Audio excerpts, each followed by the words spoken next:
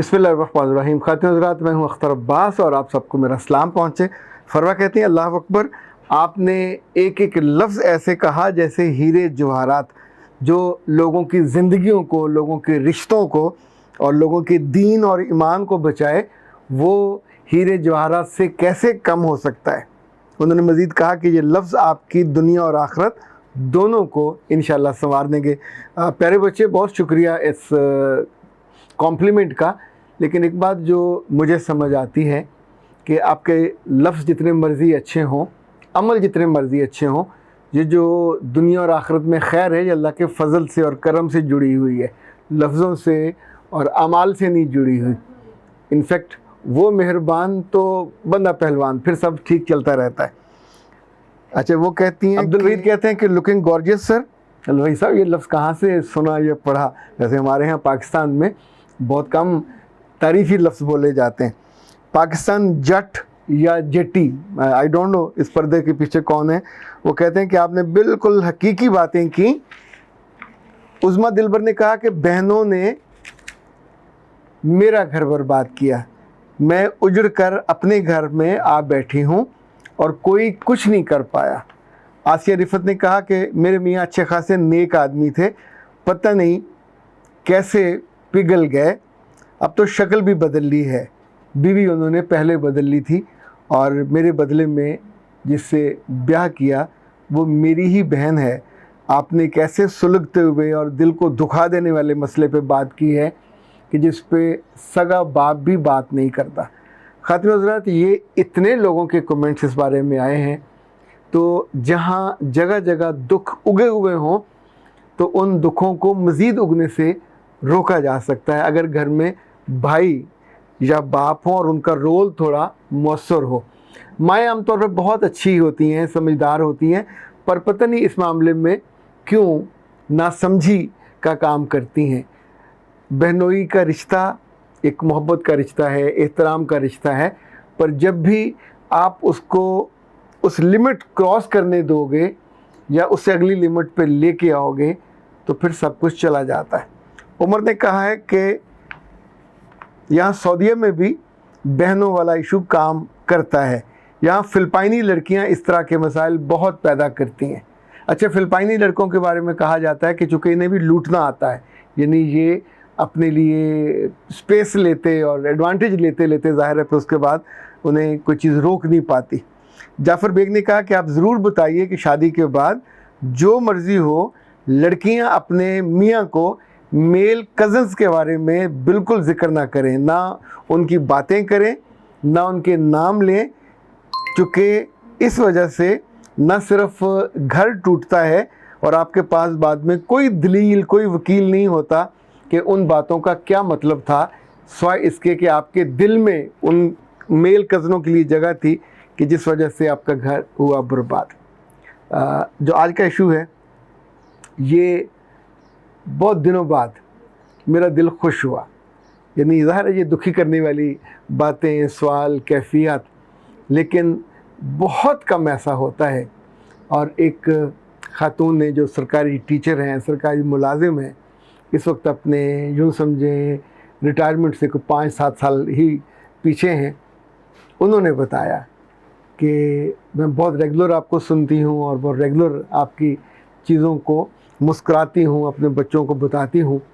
उनके 7 बच्चे हैं, 5 बच्चियाँ और 2 बेटे। उन्होंने कहा कि मेरे मियाँ एक जॉब करते थे, तो करीबन 20 साल पहले उन्होंने जॉब छोड़ दी, फिर उन्होंने कभी कोई काम नहीं किया और मैंने फिर सरकारी मुलाजमत इख्तियार कर ली। मेरी सास ने उस घर में जिस रोज़ मैंने जॉब की तो सबको बिठा के एक बात कही कि जो मर्दों वाला काम करेगा वो आराम भी मर्दों की तरह करेगा, जो मर्दों की तरह कमा के लाएगा उसकी इज़्ज़त और इकराम भी मर्दों जैसा होगा।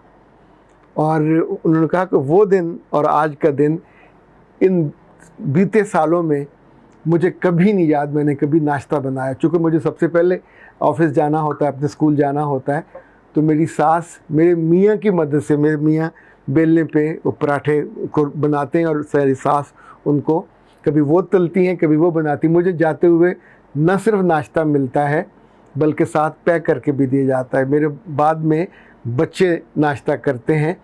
और फिर उन्होंने कहा कि कई बरसों के बाद मैंने अपने मियाँ को घर में ही एक दुकान खोल दी। लेकिन जो असल बात बताने वाली, जिस पे उन्होंने भी बतौर ख़ास तज़किरा किया कि औरत अगर तगड़ी हो और समझदार हो तो मेरी सास की तरह हर चीज़ को अपनी अपनी जगह पे रख के उसकी अहमियत और हैसियत के मुताबिक इज़्ज़त भी दिलाती है और स्पेस भी दिलाती है। उन्होंने कहा मुझे और मेरे मियाँ को वर्किंग रिलेशनशिप में, चूँकि हमारा बदल गया, पहले वो काम करते थे, अब मैं काम में आ गई, और मेरी सास इस बात को जानती हैं कि सरकारी मुलाजमत की कितनी अहमियत है और कितनी वक़्त है। तो मेरे ये सारे पैसे ना कभी मुझे मसला बना, जैसे मर्द सारे पैसे घर आके देता लगाता है ऐसे ही मेरे साथ होता है। लेकिन जो बात यूनिक है इस पूरे ताल्लुक़ में और रिलेशन में, वो उनकी सास की वजह से घर की जो इंटरनल पॉलिटिक्स, या जहाँ आपकी हैसियत, यानी आप कमाते भी हो और बेइज्जत भी होते हो, और आप कमाते भी हो और आपसे तोक़ो भी रखी जाती है कि अब आप आके काम भी करो और झाड़ू भी फेरो और पोछा भी करो वगैरह वगैरह। अब ये जो मोर ओवर है, इनफैक्ट ये दिलों को तोड़ता भी है, ये दिलों को तकलीफ़ से भी भरता है, और ये रिश्तों के लिए भी अज़ियत का बायस बनता है।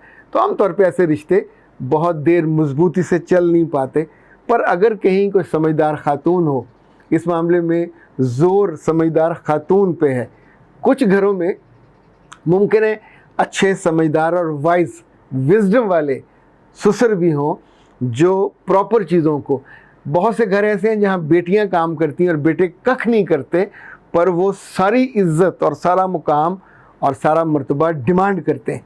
और वो बच्चियाँ जब शाम को थकी हारी नौकरियों से आती हैं तो उन्हें फिर उसी तौर पे ट्रीट किया जाता है जैसे घर में वेली बैठी लड़कियाँ।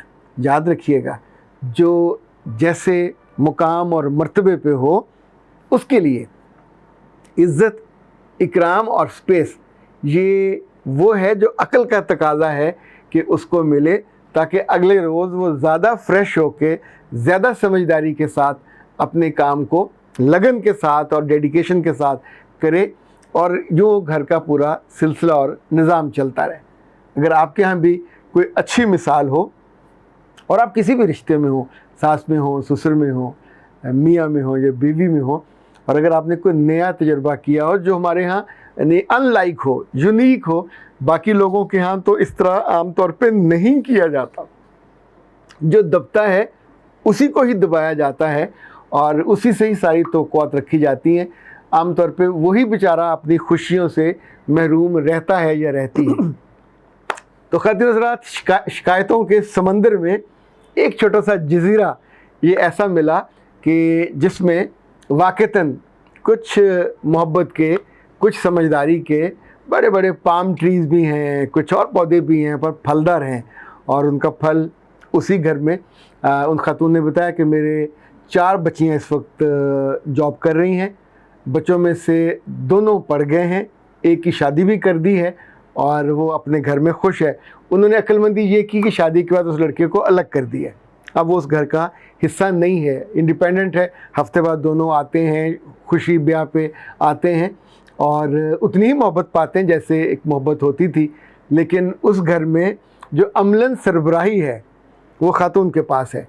मियाँ भी अब उस सरबराही से ना चिढ़ता है, ना फसाद क्रिएट करता है। इसी अच्छे कॉम्बिनेशन ने, इसी अच्छी मूव ने इतने बरसों में उनके घर को एक हंसता बसता गुलदस्ता बना के रखा, जहाँ बच्चे पढ़ भी गए। और अच्छा, जो उन्होंने मिज़री देखी माली तौर पे, ज़ाहिर है बहुत से घरों में ये होता है, पर आम तौर पे हम उस मिज़री का हल नहीं निकालते, उस पर बैठ के कर्ज करने लग जाते हैं। कभी ऐसा मुश्किल मसला आपको दरपेश हो, ऐसे में दिल बड़ा कीजिए, अपनी समझ से काम लीजिए और वो काम कर लीजिए जो पहले से नहीं हुआ, तो होपफुली ज़िंदगी की गाड़ी ठीक से, ढंग से, बरक़ रफ्तारी से चलती रहेगी और सुकून की मंजिल पे पहुंचेगी। अख्तर अब्बास को दीजिए इजाज़त। अस्सलाम वालेकुम।